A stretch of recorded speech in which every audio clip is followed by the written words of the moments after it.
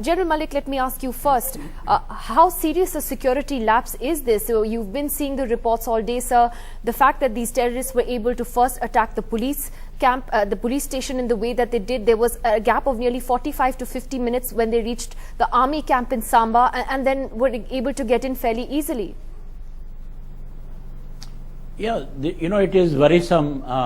Indeed, all the briefing that I heard today, the fact is that they were able to get in, cross the border through the fence, and then they were able to enter a police station, shoot people, and then they traveled for almost 1 hour to Samba, and no information was passed to the nearby units from the police station, and then they were able to enter the 16 Cavalry Regiment premises and then carry out that mayhem.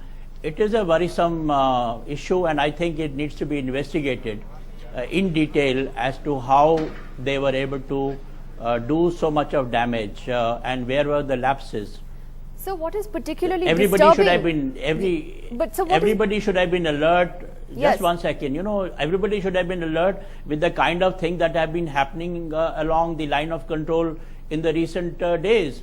And even I myself have been speaking on the TV channels and saying that doesn't matter, the dialogue doesn't matter. We should be very, very alert along the line of control and the border.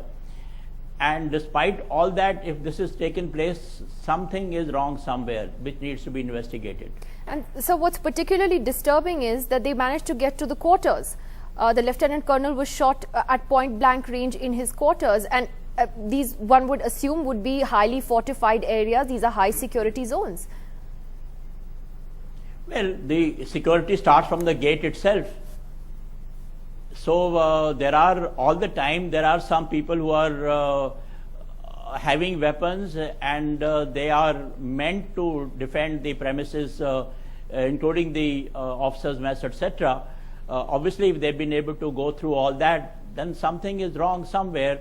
The warning has not been given till these people were able to reach the officers' mess or whatever where they reached finally. I wanted to ask Ambassador Singh the same question then. I mean, how, in terms of a security lapse, there is a serious need, isn't there, for us to assess how this could happen and the way it happened? Nidhi, not only that, but the risk factors for something like this happening were so high. Firstly, in September, this goes up in any case. A UNGA is meeting, snows are about to come, so that's when Pakistan starts pushing people in. And then there is there were the talks between the two prime ministers. So on the eve of that, the alert level should have been much, much higher. And not only that should have been there, but how come the perimeter was breached?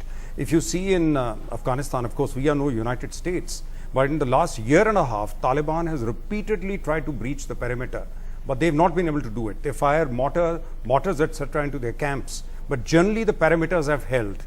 And I think that is something which needs to be done. And if the army needs any equipment, they need any technical help, they need any civil construction help, that should have been done a long time ago. As you know, Kalachuk 2002 yes. July yes. Was again a similar thing where they managed to kill a lot of family members of the army people. So 11 years down the line, certainly perimeter security should have been sacrosanct and impregnated.